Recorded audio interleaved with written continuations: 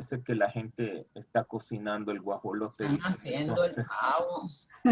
Están haciendo el pavo. Entonces vamos a empezar con la oración, como la estamos empezando siempre, ¿verdad? Así es que ojalá que todo esté bien, pues, con lo del virus.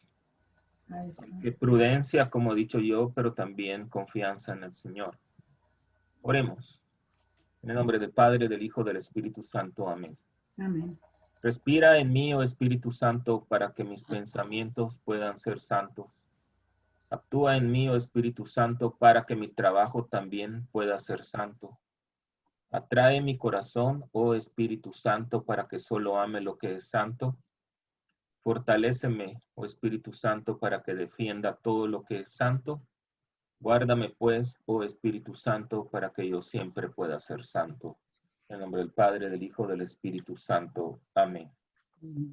Fíjense bien hoy, como les dije, déjenme, vamos a ir meditando el capítulo 16 y 17 y analizando. Yo tengo esta Biblia, ¿verdad? Que es una de las mejores Biblias que hay. Se llama la Biblia Didache. Didache, que era la enseñanza de los discípulos, y tengo el catecismo de la Iglesia Católica. Entonces, el propósito de hoy es que vamos a ir comparando lo que habla las Sagradas Escrituras, ¿verdad? Los comentarios, para que también ustedes puedan, de alguna manera, cuando mediten las Escrituras, pues tener una mayor claridad de lo que se está analizando. Lo primero, cuando vayan a hacer un estudio o aunque sea meditar las Sagradas Escrituras, siempre acostúmbrense a leer el prólogo, digamos, de cada libro. Si no están muy familiarizados, incluso aunque sean, ¿cómo se dice? Aunque sean los evangelios. Fíjense que, por ejemplo, esta Biblia de Didache tiene una introducción que habla el origen y la composición del evangelio. Luego habla de la estructura, la teología es el estudio de Dios. Habla del Padre Celestial, la cristología, el Espíritu Santo. Entonces, esta Biblia, antes del Evangelio de Mateo, describe de una manera muy clara y sencilla para el lector que no es teólogo, pues, ¿verdad? Que tiene, a veces que tenemos conocimientos limitados. Entonces, siempre que vayan a meditar una escritura o a leer la Biblia, ¿verdad? Tómense el tiempo para que tengan algo más consciente. Porque una limitación que tenemos los católicos es que cuando damos una explicación sobre una lectura, hablamos más lo que yo creo, lo que yo pienso y lo que yo siento.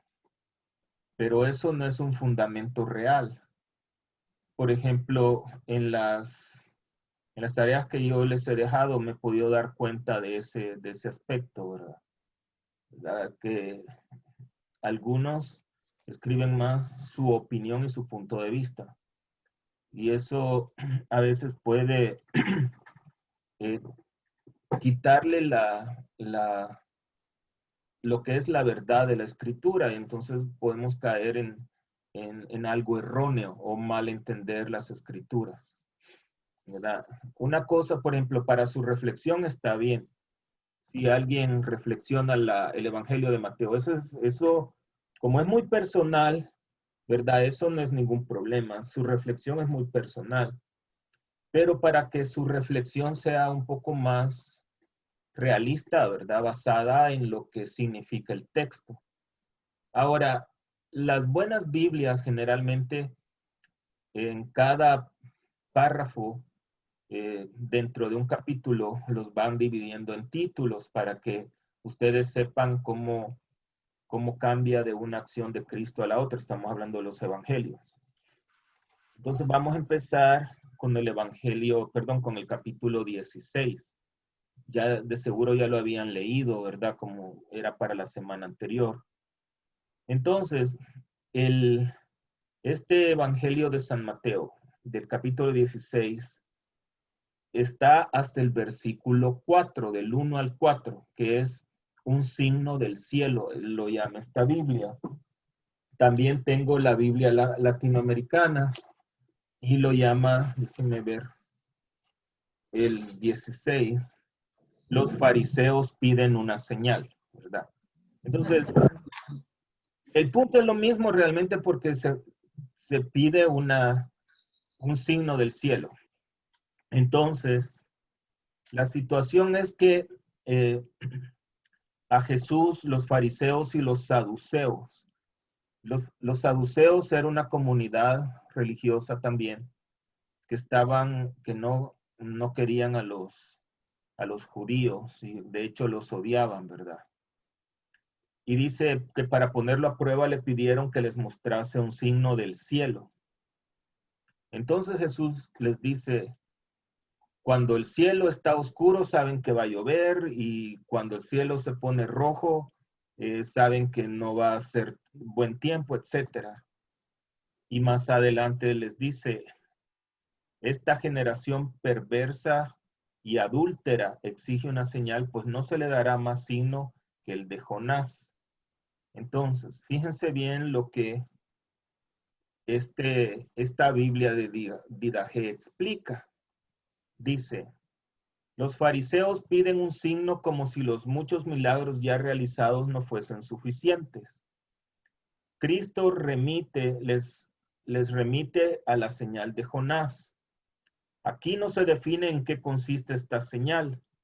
La señal de Jonás se refiere no solo a la resurrección de Jesús a los 3 días, se recuerdan que ustedes ya leyeron eso, sino a su predicación, que se toma un signo de condena para los judíos, pues ellos no se han convertido con la predicación de alguien que es más que Jonás. Entonces, para comenzar, tenemos que ver que Jesús les había hecho muchos signos, muchos eh, milagros, y ellos todavía seguían pidiendo, pidiendo una señal. Entonces, les dice que ustedes son como cabeza dura, lo que realmente ellos no aceptaban era la predicación de Jesús. Ahora, este evangelio también se va lo tiene el evangelio de San Marcos, capítulo 8, del 11 al 12, al 13.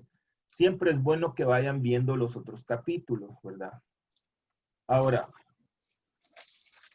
el catecismo de la Iglesia Católica también nos enseña mucho sobre estas, ya les digo aquí, déjenme ver, porque está un poco oscuro aquí también.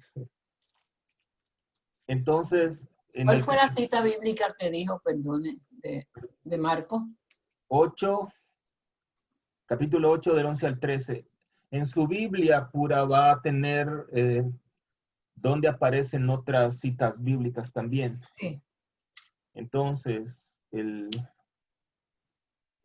lo menciona en el Evangelio de San Marcos. Pero el punto que queremos aclarar aquí, que las señales de Jesús eran constantes y ellos lo que no aceptaban era su predicación.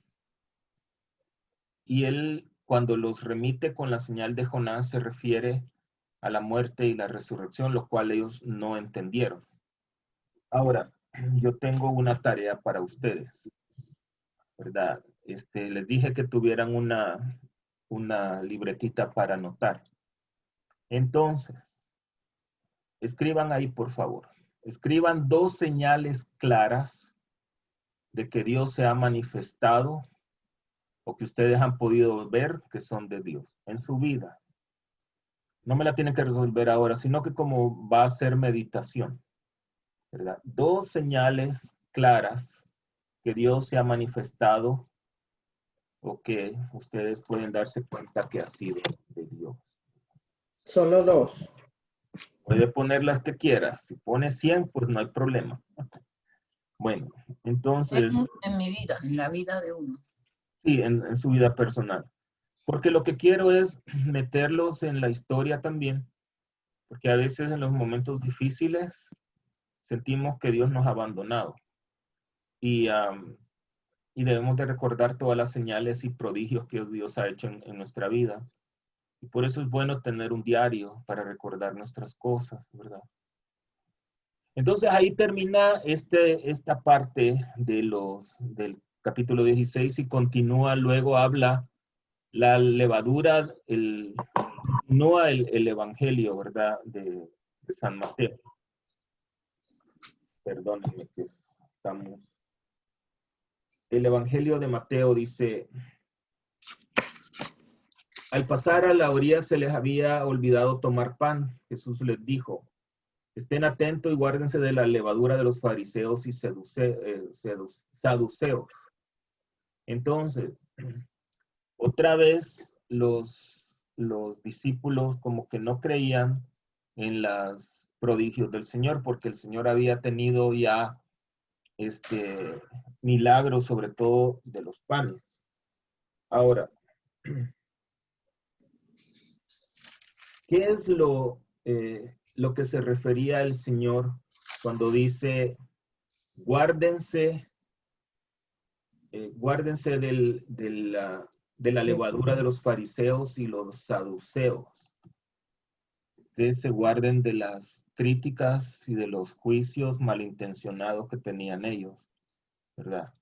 Entonces, el punto aquí es que Jesús le está enseñando a sus discípulos que deben de creer por fe, que la creencia debe de ir por la fe, porque ellos estaban totalmente con Cristo todo el tiempo viendo los milagros y todavía seguían con la duda de que si Jesús podía hacer los milagros o no. Entonces por eso es la pregunta que yo quiero que ustedes mediten, ¿verdad? Para que nos metamos en la historia y decir, bueno, y que no Dios te ha hecho estos milagros y todavía seguimos dudando, ¿verdad?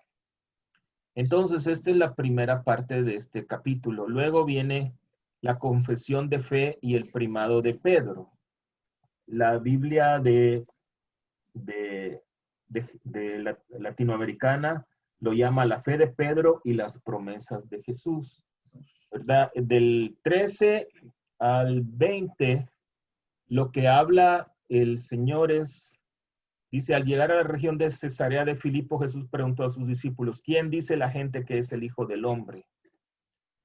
Esta pregunta es una pregunta de identidad. Jesús la pregunta no porque quería saber, a ver qué hablan de mí, qué es lo que piensan de mí. No era para chismear, sino que es una pregunta de identidad, que si la gente entendía quién era él, quién era el Hijo del Hombre. Entonces, como ustedes se pueden dar cuenta cuando leyeron esta parte, había mucha ignorancia entre sus discípulos, desconocimiento. Todavía no habían entendido que Jesús era el Mesías, el Hijo de Dios, y el único es Pedro, ¿verdad? Y entonces Pedro le dice: tú eres el Mesías, el Hijo de Dios vivo. Jesús le respondió: bienaventurado tú, Simón, hijo de Jonás, porque eso no te lo ha revelado ni la carne ni la sangre, sino mi Padre que está en los cielos. Ahora yo te digo, tú eres Pedro, y sobre esta piedra edificaré mi iglesia, y el poder del infierno no la derrotará. Te daré la llave del reino de los cielos, y ya sabes toda la historia, ¿verdad? Ahora déjenme contarles lo que dice la Biblia en relación también, y nos vamos a ir al Catecismo de la Iglesia Católica, número 153. Lo tienen ahí, por favor. 153. Sí. ¿Cuál número? 153. 153. Sí. déjenme ver, por aquí lo había marcado. Aquí está, mire, les voy a leer. Cuando San Pedro confiesa que Jesús es el Cristo, el Hijo de Dios vivo, Jesús le declara que esta revelación no le ha venido de la carne y de la sangre, sino de mi Padre que está en los cielos. Escuchen esto.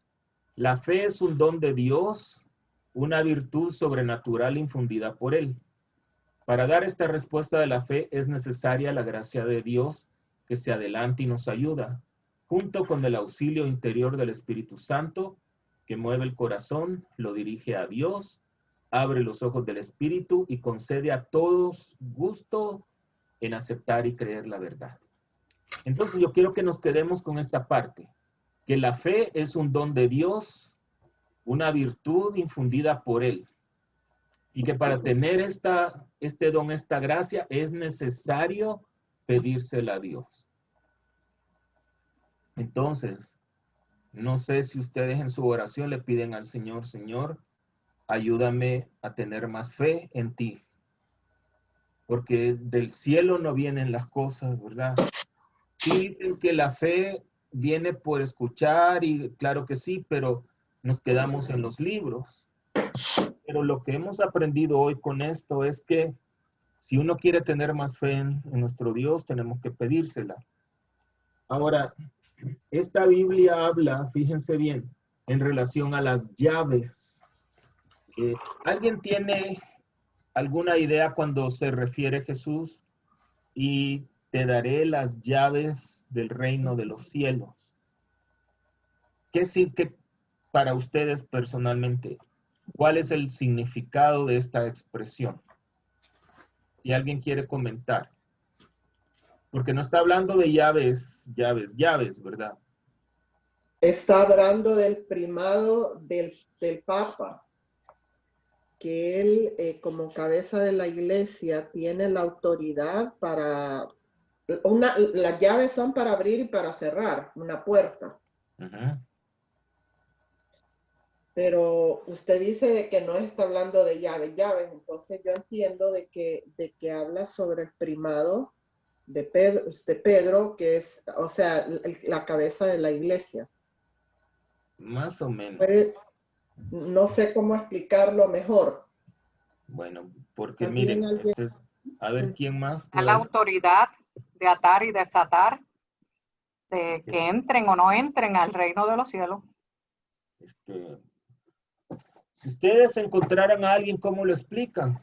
Eso, porque el punto acá que estamos discutiendo es cómo explicar ustedes, cómo evangelizar con la escritura. Porque si usted le dice a alguien, pues el primado del Papa, de Pedro, y a mí qué, y eso qué me interesa a mí.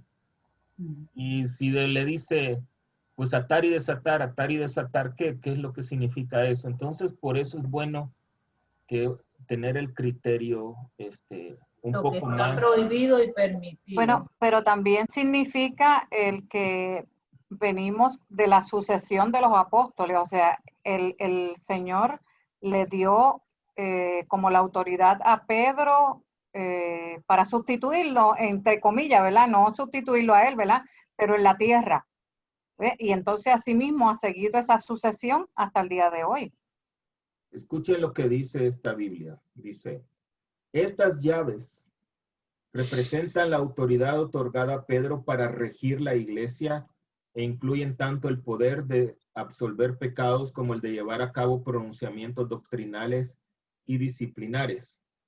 Por lo tanto, Pedro y sus sucesores, los obispos de Roma, son el signo de la unidad de la iglesia entera. La iglesia ha interpretado siempre que esta autoridad se ha entregado a los sucesores de Pedro, los papas. Esta garantía de la verdad se vio reforzada con el dogma de la infalibilidad papal en materia de fe y de moral, formalmente definido en el Concilio Vaticano I en el año 1870. Entonces, lo que me han dicho, como les dije, es parte de la respuesta. Pero lo que habla aquí es que Jesús le está pasando a Pedro la autoridad. Hay una lectura cuando el Señor se va al cielo, cuando asciende a los cielos, les dice, toda autoridad se me ha dado a mí en el cielo y en la tierra. Entonces, en el momento que Jesús está dándole esas llaves, representan, aparte de la autoridad, lo que usted bien menciona y lo que mencionaba de Pedro, menciona la unidad de la iglesia, ¿verdad? Porque la iglesia, acuérdense que decimos es una. ¿Cuáles son los 4 signos de la iglesia? Católica. ¿Cuáles son los 4 signos de la iglesia católica? Una santa, católica y apostólica. Correcto, es una santa, católica y apostólica, correcto. Iglesia es solo una. Fíjense lo que dice el catecismo en relación a esto, el número 85, el catecismo número 85-86. Dice, escuchen, el oficio de interpretar auténticamente la palabra de Dios, oral o escrita, ha sido encomendada solo al magisterio vivo de la iglesia, el cual lo ejercita en nombre de Jesucristo. Es decir, a los obispos en comunión con el sucesor de Pedro, el obispo de Roma. El magisterio no está por encima de la palabra de Dios, sino a su servicio para enseñar puramente lo transmitido, pues por mandato divino y con la asistencia del Espíritu Santo. Lo escucha devotamente, lo custodia celosamente, lo explica fielmente y de este único depósito de la fe saca todo lo que propone como revelado por Dios para ser creído. Entonces, la autoridad para explicar las Sagradas Escrituras únicamente lo tiene la Iglesia Católica por esta frase de Jesús. Pero es algo importante que lo que acabamos de escuchar en el catecismo. Que la iglesia, fíjense bien, no, dice que no está por encima de la palabra de Dios. ¿Qué significa eso? Que la iglesia no tiene autoridad de cambiar o modificar algo que Dios ha establecido. Por ejemplo, el matrimonio entre un hombre y una mujer, la iglesia jamás, diga quien lo diga, va a tener la autoridad de decir, bueno, entonces también ahora el matrimonio va a ser las uniones homosexuales, por ejemplo. No tiene la autoridad, nunca va a pasar, ¿verdad? Eso no puede pasar. Lo otro es que puede decir, como hay tantas parejas que se separan, entonces de ahora en adelante el divorcio va a ser legal. Tampoco lo puede hacer. La iglesia no tiene la autoridad de hacerlo, ¿verdad? Ahora, el sacerdocio donde solo es un hombre, realmente, sí es un hombre. El sacerdocio de Jesucristo no es de él personalmente. Jesucristo tomó su sacerdocio del sacerdote de Melquisedec, que era grande a los ojos de Dios. ¿Verdad? Melquisedec era el sacerdote del Altísimo, se llama. En alguno de los salmos ustedes van a escuchar, tú eres sacerdote para siempre de acuerdo al linaje de Melquisedec, dice. Entonces, eso es lo otro. La iglesia jamás va a aprobar, digamos, ministros mujeres. No porque sean menos, no, por favor no lo tomen de ese punto, sino que la iglesia no tiene la autoridad de cambiar algo que es divino. Ahora, el celibato es algo diferente, eso ya fue establecido por la iglesia, porque, por ejemplo, los discípulos eran casados, algunos. Jesús no lo era, pero la iglesia lo decidió establecer por la corrupción y la inmoralidad de los obispos y de los papas también. Entonces, el entender esto de las llaves se refiere a la autoridad que tiene la iglesia dada por Jesucristo. ¿Verdad? Ahora, sigamos. Esta misma lectura la podemos encontrar en Lucas 9, del 18 al 21. Fíjense bien, vamos a ir a Lucas 9, 18, 21.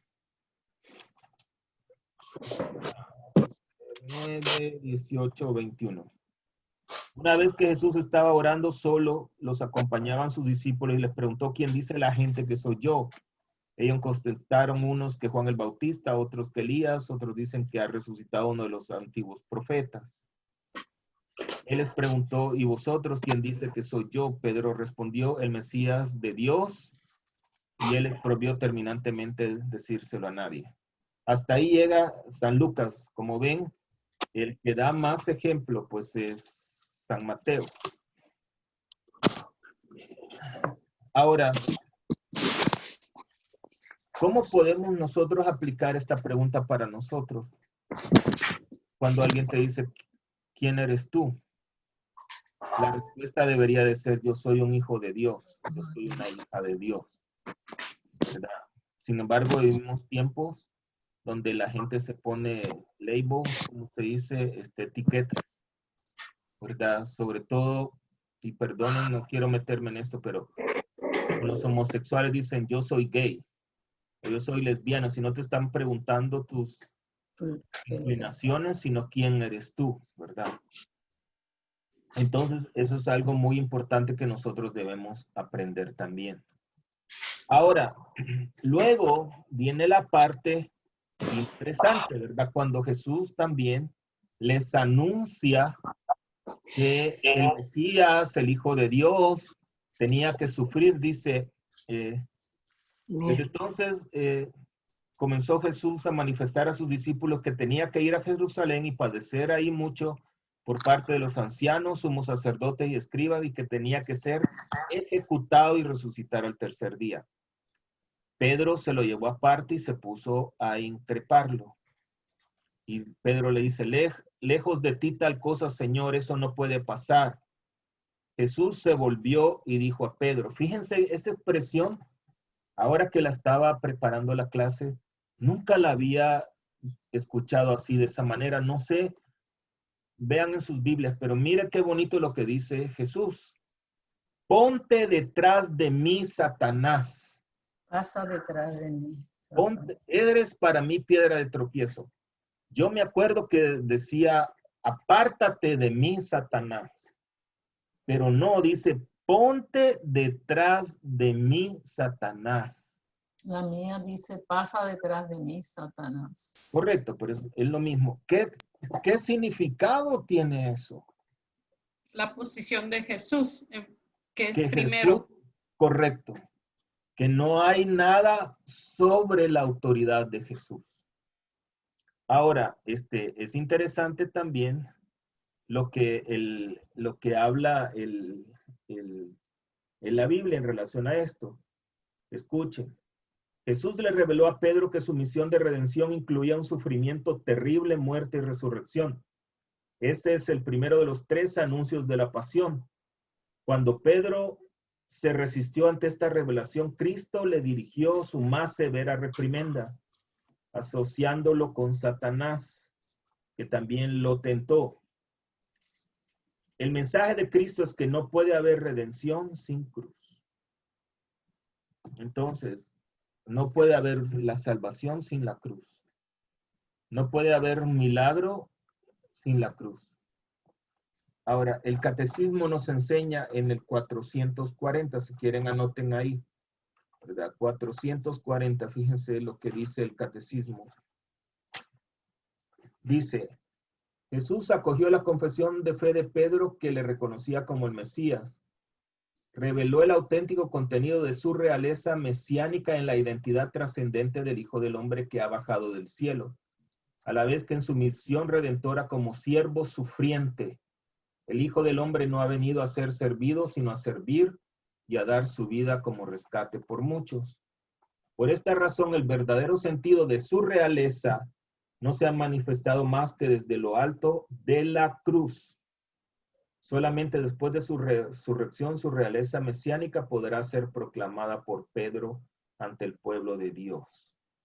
Entonces, lo que Jesús quería explicarle a Pedro, que su reinado primero no es de este mundo y su reinado lo iba a llevar a la cruz, al sufrimiento. Y como cualquier ser humano, díganme si no, nadie quiere sufrir, ¿verdad? ¿O a alguien le gusta sufrir? Claro que no. Entonces, eso lo que nos debe de tener como enseñanza es que en el momento del sufrimiento es algo pasajero porque viene la redención. Hoy hablaba en la homilía, por si tuvieron la oportunidad de escucharla, y decía que nos esperan tiempos más oscuros en la moralidad de la vida, ¿verdad? De nuestra sociedad. Pero va a pasar. Esto no es eterno. No es algo que va a mantenerse. Pero la pregunta es, ¿cómo tú, que eres fiel a la iglesia o fiel a tu fe, vas a sobresalir o vas a tener dudas? Entonces, yo tengo una pregunta para que la tengan para su tarea. Anoten ahí, por favor. ¿Cuáles son tus dudas acerca de la iglesia y su doctrina? Como les dije, no me la tienen que responder hoy, sino que es para su meditación personal. ¿Cuáles son tus dudas acerca de la iglesia y su doctrina? Fíjense bien, lo que enseña la iglesia es la palabra de Dios, y eso no es negociable ni ponerlo a duda, pero como seres humanos podemos dudar. Pero como oigo a veces, ¿verdad? Yo pregunto aquí en las homilías que muchos dicen ser católicos, pero no están de acuerdo de todo lo que enseña la iglesia. Entonces, la persona no es un católico realmente, porque no puedes estar a medias en algo tan importante. Entonces es bueno también mencionar lo que es las preguntas, ¿verdad? Lo que es la enseñanza de la iglesia. Ahí terminamos prácticamente el capítulo 16. Como ven, es muy corto, pero sí, fíjense, les voy a leer la última parte porque me gusta y que lo tengan ustedes como oración. Si alguno quiere venir en pos de mí, que se niegue a sí mismo, tome su cruz y me siga. Porque quien quiera salvar su vida la perderá, pero el que la pierda por mí la encontrará. Pues ¿de qué le sirve a un hombre ganar el mundo entero si pierde su alma? ¿O qué podrá dar para recobrarla? Porque el Hijo del Hombre vendrá con la gloria de su Padre entre sus ángeles, y entonces pagará a cada uno según su conducta. En verdad, les digo que algunos de los aquí presentes no gustarán la muerte hasta que vean el Hijo del Hombre en su reino. Por eso les decía yo al principio, cuando tengan su meditación, ¿verdad? Olvídense de, es lo que yo creo, lo que yo pienso y lo que a mí me parece. Porque eso se llama relativismo. Relativismo es decir, bueno, esa es tu verdad, yo tengo mi verdad. Y todos en paz. Eso es relativismo. Es que solo hay una verdad y es la verdad de Dios. Ahora, primero, ¿qué significa tomar la cruz? Tomar la cruz es aceptar una realidad que está fuera de nuestro control y que nos lleva a sufrir. Pero también si es la mujer y el marido la está golpeando, eso no sea tonta, por favor, ¿verdad? Eso no es la cruz, eso es irresponsabilidad de parte de la mujer, porque Dios te ha dado tu cuerpo creado a imagen y semejanza con una dignidad. Esa no es la cruz, no se equivoquen también. No se trata de eso, ¿verdad? Se trata de las cuestiones más espirituales que la persona está luchando. Por ejemplo, las tentaciones. Hay gente que le es difícil lidiar con las tentaciones. Esa es una manera de sufrir, es la cruz, ¿verdad? Pero que te lleva a la salvación. También, como les decía al principio, vivimos, la sociedad de hoy está completamente opuesta a la fe. Entonces hay gente que para vivir tranquilos, pues me hago del lado de la sociedad. Entonces, eso al final, ¿de qué te sirve estar tranquilo ahora y feliz? cuando mueras vas a perder la salvación. O a veces en tu trabajo, ¿verdad? En el trabajo a veces las personas trabajan de una manera corrupta, incorrecta, porque es el mismo ambiente. Y se da mucho, y perdón, Sandra, en las escuelas, para los que son maestros, se da mucho de esto, ¿verdad?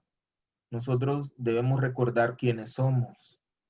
Acuérdense de esa pregunta, ¿quién dice la gente que soy yo? Porque si tú te acomodas a algo que es inmoral, recuerda que eres el hijo de Dios, que eres hijo de Dios, ¿verdad? Por eso debemos de entender, es ahí donde debemos de entender la pregunta. ¿Quién dice la gente que soy yo? Yo soy hija de Dios o soy hijo de Dios y me debo de comportar como Dios quiere, ¿verdad? Bueno, entonces, esa es la parte del capítulo 16. ¿Tienen alguna pregunta antes de entrar al otro capítulo o algún comentario que quieran agregar, por favor? ¿No? ¿Todo claro? Bueno, sigamos. Ahora el capítulo 17 comienza, dice, la transfiguración. Entonces, ¿recuerdan que están familiarizados con este pasaje de la transfiguración? Sí, ¿verdad? ¿Qué fue lo que pasó? Dice que 6 días más tarde, así empieza, 6 días más tarde de este encuentro con los discípulos, Jesús tomó consigo a Pedro, Santiago y su hermano Juan y subió con ellos aparte a un monte alto. Lo primero, ¿qué significa el monte alto? ¿Cuál es el significado? Esa es la autoridad que tiene Jesús para cuando habla de allá arriba. Correcto, es la misma autoridad que tenía Dios, ¿verdad? ¿Se acuerdan? Muy bien. Dice, se transfiguró delante de ellos y su rostro resplandecía como el sol y sus vestidos se volvieron blancos como la luz. Y de repente se les apareció Moisés y Elías conversando con él. Realmente, ¿dónde estaba? ¿Cuál fue la visión para los apóstoles de Jesús? ¿Me entienden la pregunta? Al haber visto a Elías, a Moisés y a Abraham, No. todo lo que ellos vieron. No, Abraham no. Moisés y Elías nada más. Moisés y Elías. Eran dos cinemas, ¿verdad? Perdón. Así se hacen los chismes, tenga cuidado. Bueno, Creo que fue una visión que Jesús se manifestó como Dios mismo. O sea, prácticamente Él les mostró el cielo a ellos. ujú, No solo se los mostró, sino que los llevó hasta el cielo, ujú. Sí. ¿verdad? Fíjense bien lo que dice la escritura. De repente, bueno, se transfiguró delante de ellos y su rostro resplandecía como el sol y sus vestidos se volvieron blancos como la luz. De repente se le aparecieron Moisés y Elías. ¿Dónde están Moisés y Elías? En el cielo. En el cielo. Entonces, todo ese monte, para los que hayan tenido la oportunidad, Tierra Santa, ¿verdad? Ese monte es básicamente el cielo. En ese momento, acuérdense que venían de discutir quién era Jesús, venían de dudar que Jesús era el Mesías, el Hijo de Dios. Esta transfiguración tiene un nombre en la teología católica y eso se llama teofanía. ¿Habían escuchado esa palabra? Sí. Bueno, ya les voy a explicar entonces ahorita. A ver, déjenme ver, aquí está. Fíjense bien, la teofanía significa manifestación, aparición, revelación de la divinidad. Deriva del griego que significa Dios y aparecer. Entonces, ya les voy a mostrar más adelante que hay muchas, bueno, algunas teofanías donde Dios se manifiesta. Y la palabra epifanía viene del griego, que significa acción de mostrarse o aparecer por encima y la manifestación a la superficie. Hay 3 epifanías. La epifanía mayor, ¿verdad? O la principal que celebramos con el nacimiento de Jesús. Dios se manifiesta por medio de Jesucristo a los magos del Oriente. Esa es la primera. La segunda es el bautismo de Jesús. cuando Dios se manifiesta por medio de Jesús a Juan el Bautista, y la tercera es en las bodas de Caná, cuando Dios se manifiesta por medio de Jesús a los discípulos, porque dice la Escritura que los discípulos creyeron en él. Y la teofanía es la manifestación visible de Dios. Algo que se me olvidó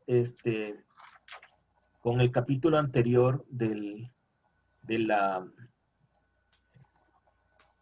cruz.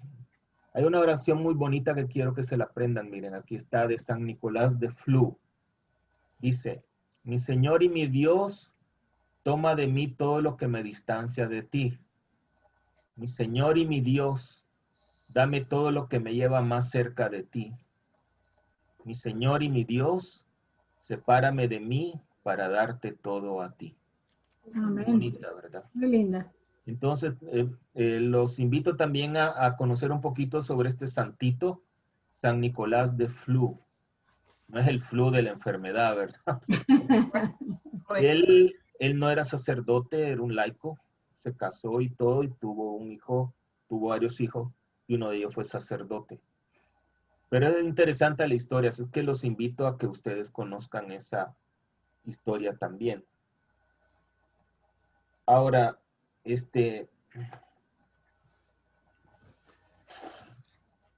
¿cuántas teofanías hay? Hay muchas, pero aquí hay algunas en el Antiguo Testamento. Miren, por ejemplo, en el Génesis, Dios se le apareció a Abraham a su llegada a la tierra que Dios le había prometido a él y a sus descendientes.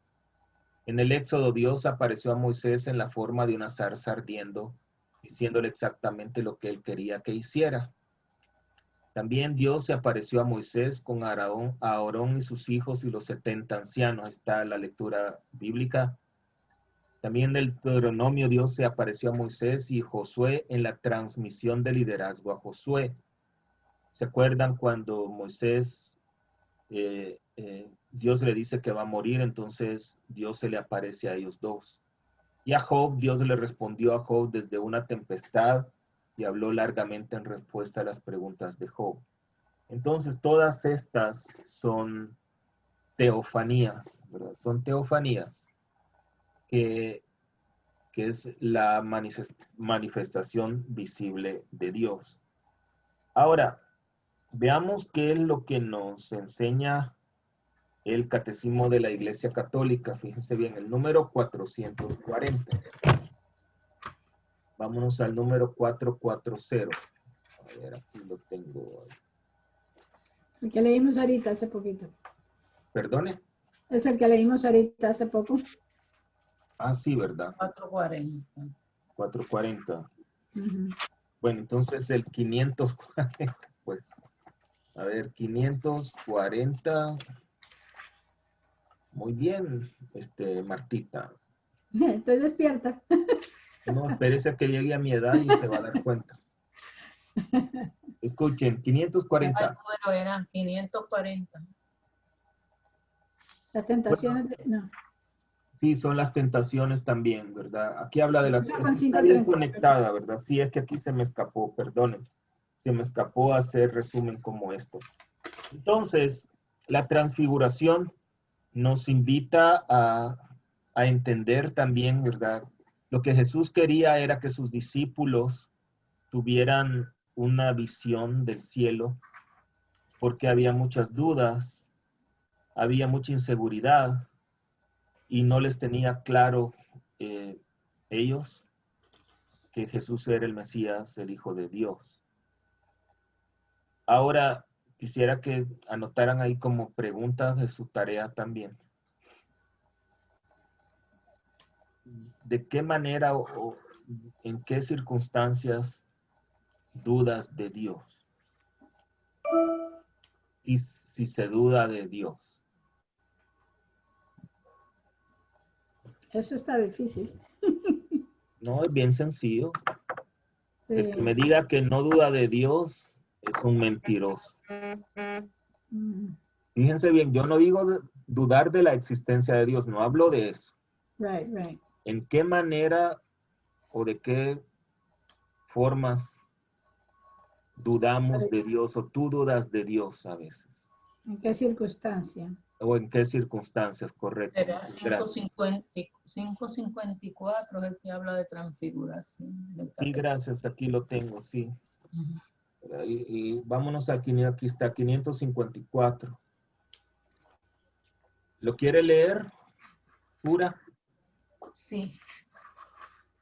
A partir del día en que Pedro confesó que Jesús es el Cristo, el Hijo de Dios vivo, el maestro comenzó a mostrar a sus discípulos que él debía ir a Jerusalén y sufrir, y ser condenado a muerte, resucitar al tercer día.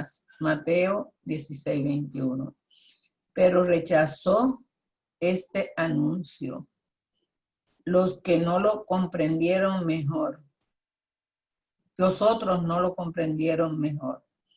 En este contexto se sitúa el episodio misterioso de la transfiguración de Jesús.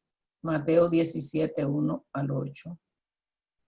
Sobre una montaña, ante 3 testigos elegidos por él, Pedro, Santiago y Juan. El rostro y los vestidos de Jesús se pusieron fulgurantes como la luz. Moisés y Elías aparecieron y le hablaban de su partida, que estaba para cumplirse en Jerusalén. Lucas 9:31.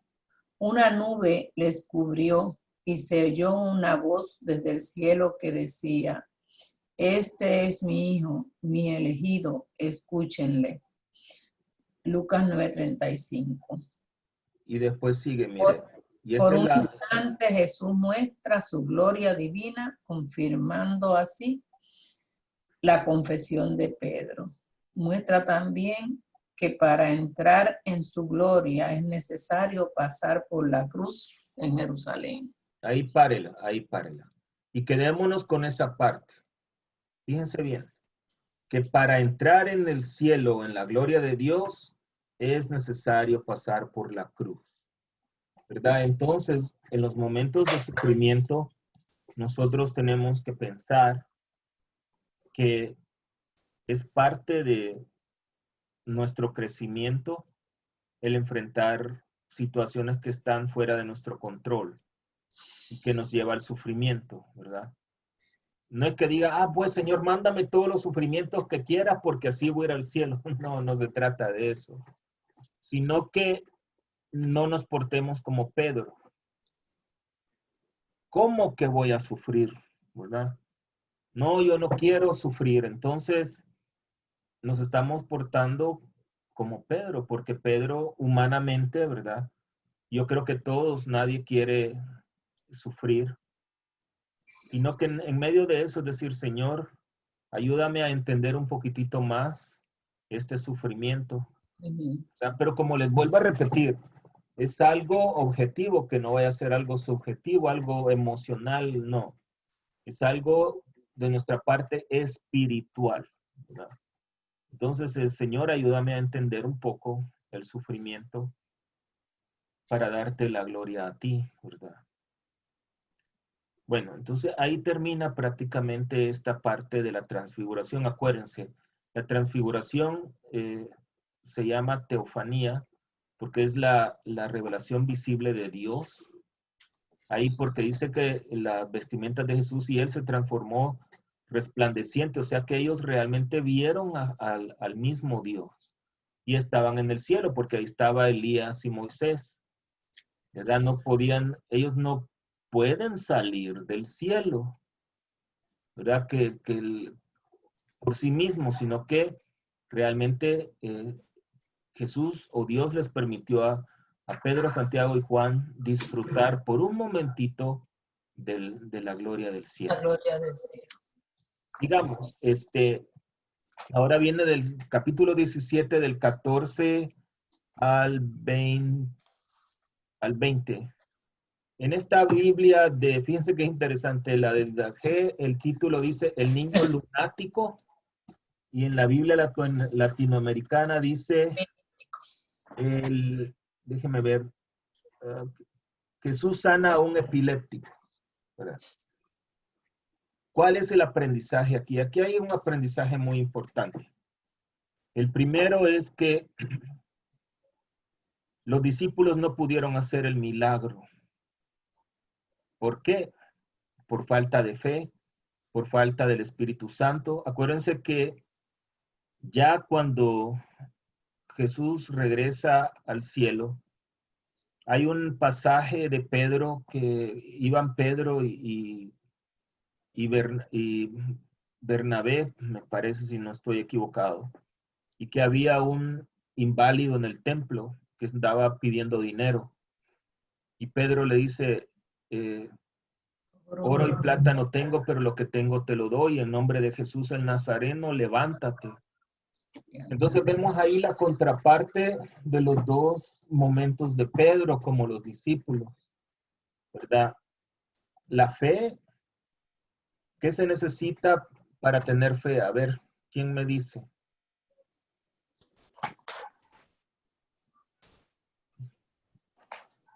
A ver, lo acabamos de estudiar.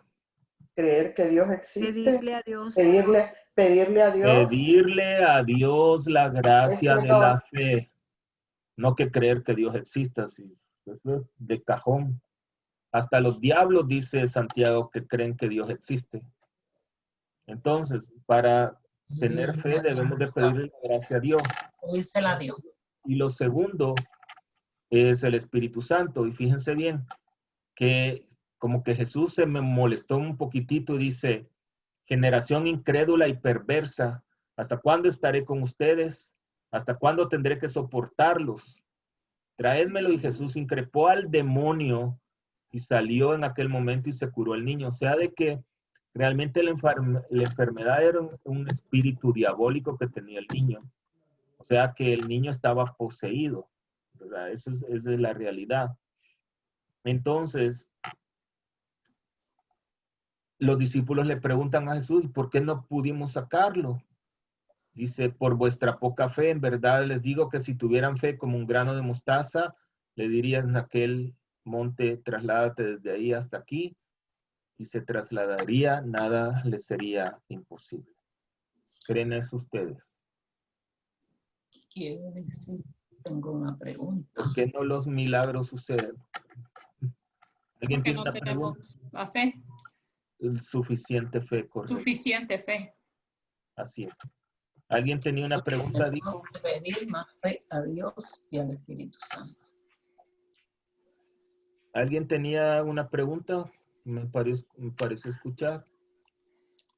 Pero cuando uno tiene... No. Bueno.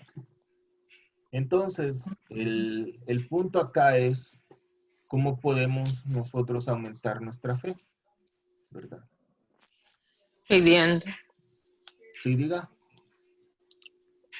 Pidiéndola. Pidiéndola. Pidiéndola, pero también en estar en estado de gracia, ¿verdad? Bueno, entonces para la próxima semana vamos a estudiar el capítulo 18 de San Mateo. Y también hay otra tarea aparte de la que les he dejado hoy. Vamos a meditar, por favor, busquen 5 salmos de alabanza a Dios y 5 salmos de súplicas. Búsquenlo en sus Biblias, ¿verdad? Para que tengan un poquito más de sintonía con Dios. 5 salmos de alabanza. Alabanza y 5 de súplica. Salmos de súplica. Nada más de alabanza y de súplica, fíjense bien. Y también leer el capítulo 18. 18.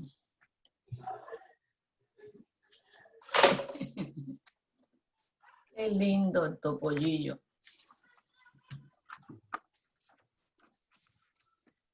Vamos a dormir. Vamos a dormir, dice. Bueno, pues.